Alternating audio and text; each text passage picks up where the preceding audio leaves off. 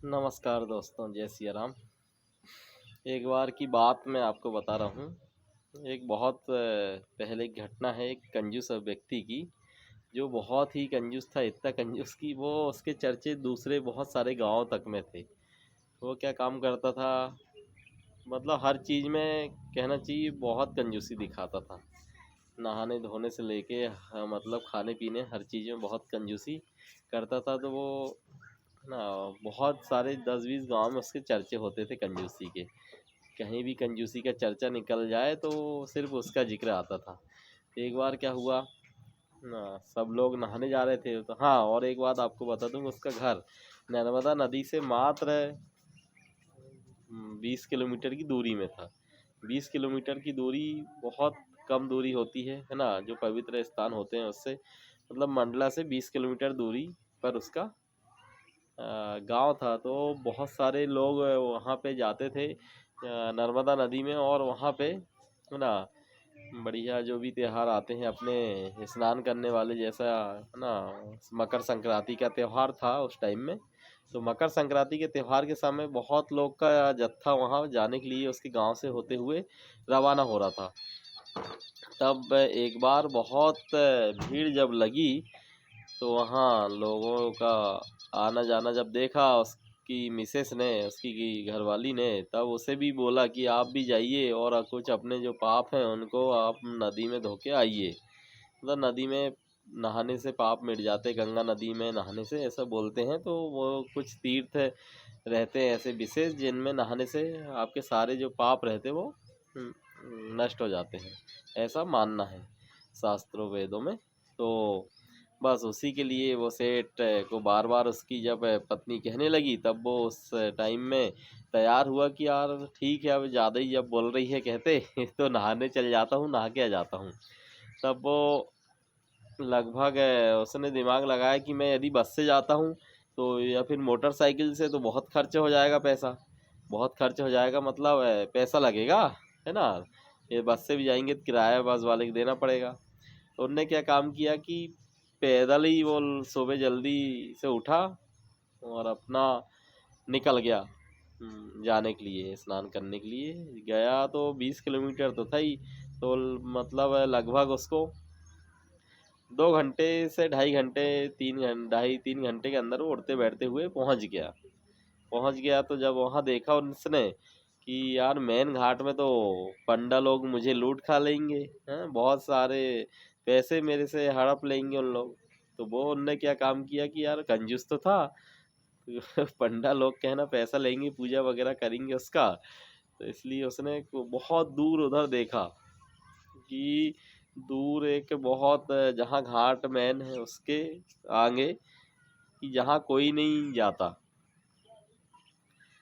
वो लगभग 1 आध किलोमीटर दूर वहां से जो उन लोगों से नजर उनकी नजरों से दूर चला गया नहाने के लिए। और वहाँ उनने बढ़िया कपड़े वपड़े उतार के अपना स्नान किया, डुबकी लगाई। और जैसी डुबकी लगाई वहाँ एक पंडा प्रकट हो गए। पंडा के रूप में भगवान ही प्रकट हो गए भगवान जब प्रकट हुए तो उनको देख के अ, बहुत उसका मन डर गया कि यार ये कहाँ से यहाँ आ गए। जब उनको प्रणाम किया कि नमस्कार करके, तब जो भगवान रूपी महात्मा थे उनने बोले, अरे आइए आइए यजमान, बहुत दिन बाद कहते बहुत दिन बाद कोई यजमान मेरे पास आया है। तो वो और घबरा गया कि बाबा जी है ना यहाँ भी मेरा पीछा नहीं छोड़ रहे करके। फिर उसके साथ हुआ ये कि उसी टाइम में जो महात्मा थे, वहाँ जो पंडा थे, उनके मुंह से निकल गया कि बहुत दिन बाद कोई मेरे पास यजमान आया है। और जो भी यजमान आया है आता है कहते वो 1 साल का दे के जाता है खर्चा तो वो और घबरा गया जैसे ही उनने सुना कि 1 साल का खर्चा दे के जाता है। तो और घबरा घबरा गया फिर। और जैसे ही घबराया तो भगवान तो मजा लेने आए थे उससे।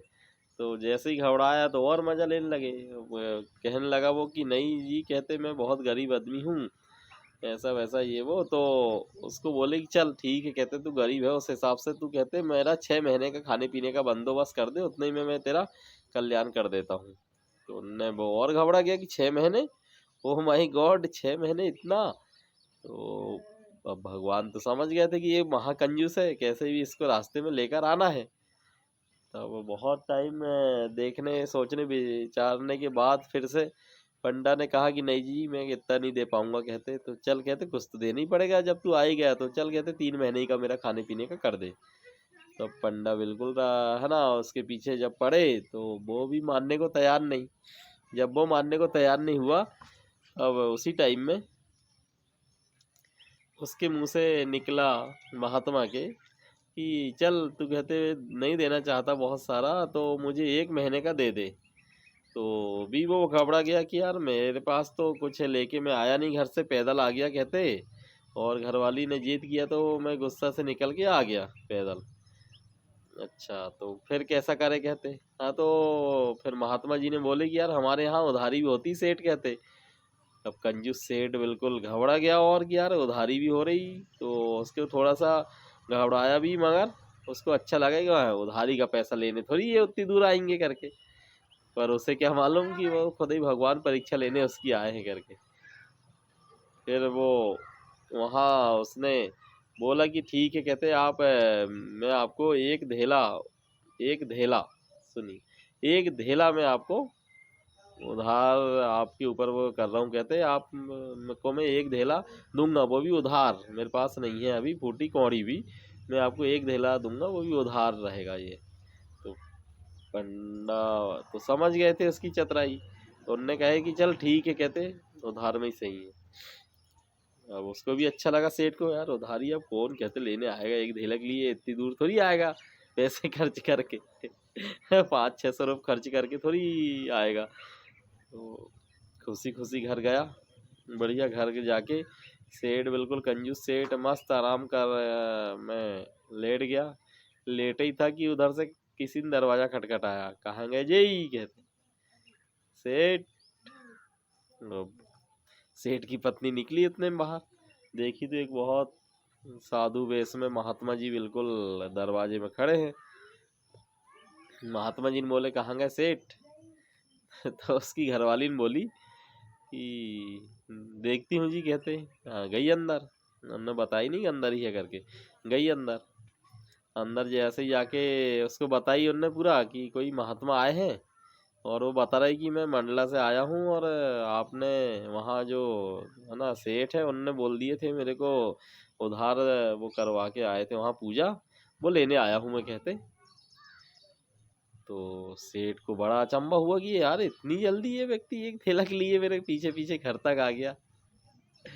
तब उसने उसकी घरवाली को बोला कि अरे नहीं नहीं तू जा कहते उसको बोल दे, मना कर दे, और ओके बोल दे कहत कि तू बे घर में है, बहुत दिन बाद आए जी, और आतने से बहुत थक गए हैं, जरा आराम कर रहे हैं, आप 3-4 दिन बाद आना और ले जा लेना।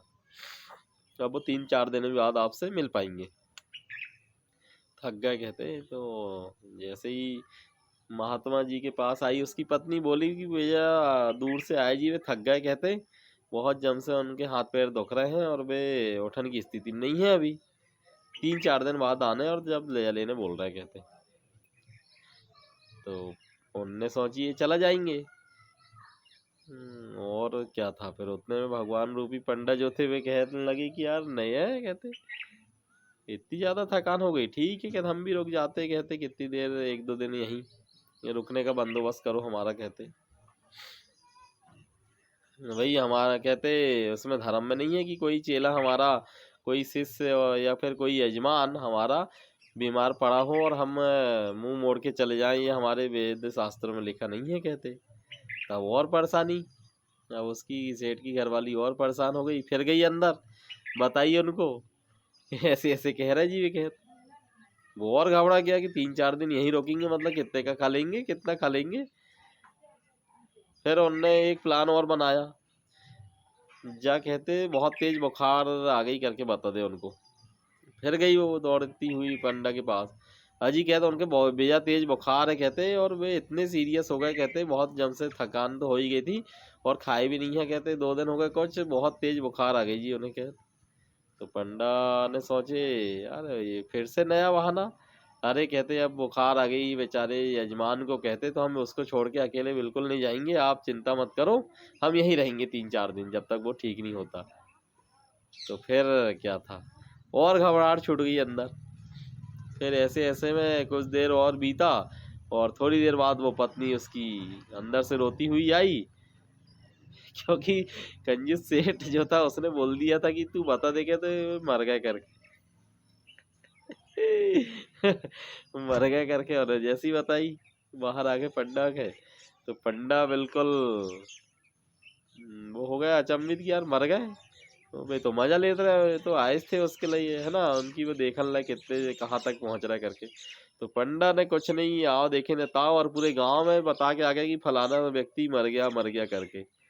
अब मर गए करके जैसे ही सोने मोहल्ला और गांव वाले बस्ती वाले ने भी सब लोग दौड़े दौड़े आए हो कि यहाँ आए, और तो की घरवाली दे फूट फूट के रो रही कि नहीं जी, कहते जी मरे नहीं। हाँ, तो हुआ ऐसा कि वो बहुत ज्यादा योग वगैरह करता था, तो योग क्रिया जानता था, वो सांस रोक के रख लेता था अपनी।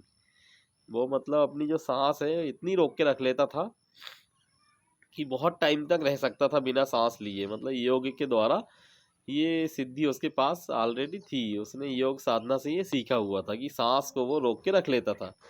तो जितने भी आए देखने वाले सबके लगे, सबने नाड़ी पकड़ अकड़ के देखे कि यार अच्छा तो हालत था, व्यक्ति कैसे मर गया अचानक। तब पता चला, छींच के देखे तो हाँ, हवा नाक से चल ही नहीं रही है, आना जाना सब बंद है। तो गांव वाले भी मान गए कि यार ये तो सच में ही मर गया है। इतने में फिर क्या हुआ कि बाबा जी तो सब देख ही रहे थे लीला, और गांव के और लोग आ गए, सब लोग आए जैसे तैसे, बांस आस सजाए हमने, सब की ठट्टी ले जाने की तैयारी करन लगे। जैसे ही ठट्टी अट्टी मौके रखन लगे, वो की घरवाली दे फूट फूट के और रोने लगी, वह कहवे कि नहीं जी, कह जी मरे नहीं आए कह। तो गाँव वाले के तो जो लगा था कि जब भावुक हो गई है ओके पत्नी, अब थोड़ी मान है एकदम से ऐसे भाव करके। तो वे कहवे हाँ भाई, कहते सब पे ये बीतता है दुख, कहते कोई की यकीन नहीं होता। तू भी यकीन नहीं करेगी, अभी हम समझ सकते तेरी पीड़ा कहते। और वह कहवे कि ये मरे ही नहीं आए। ओके पता तो ये मरे नहीं आए, पर गाँव वाले सोच रहे जा, समझ गए आप लोग। उतने में ओके बांध है छटरी में, ओके ले गए फिर मस्त से ले जाने लगे शमशान घाट। अब सब जा रहे हो पीछे पूरे गांव के आदमी, तो भगवान भी ओके पीछे पीछे चल रहा है। मैं भी ले रहा है मजा की यार, के इतना गिर सकता है व्यक्ति, मैंने सोचा नहीं था एक धेला के लिए। एक आदमी शमशान घाट में भी ले जाने लगे तो ओके कोई चिंता नहीं हो रही है। उतने में वहां जैसे ही लकड़ी अकड़ी सब सजी रखी थी ऑलरेडी, ओके पास रखे जैसे ही उसको भगवान गए हिसाब से कि यार यारी बात करनी पड़े, अब तो ज्यादा ही हो गई अति। फिर गए भगवानों के कान में बोले, अरे कहते मैं आए जिन सब बंडा अंडा चल गया, कहते मैं भगवान मैं खुद ही आया हूँ कहते तेरे पास, कहते ये स्वर्ग लोक से उठ, कहते ना आँख खोल के देख। भगवान ने हकीकत बताया ओके जैसे ही, उनने जैसे ही आराम से सुना और खट से आँख खोल के देखा ही, वो जैसे ही देखा फिर वही पंडा का चेहरा उसको दिखा। जैसे ही पंडा का चेहरा देखा फिर आँख बंद कर लिया कि यार जो मेरे पीछे नहीं छोड़ रहा हुआ, फिर से आग बंद कर लिया। तो ऐसे होत कई कंजूस लोग की, मतलब एक ढेला उसके लिए मतलब इतना वो हो गया कि वो इस हद तक पहुंच गया। जय राम जी।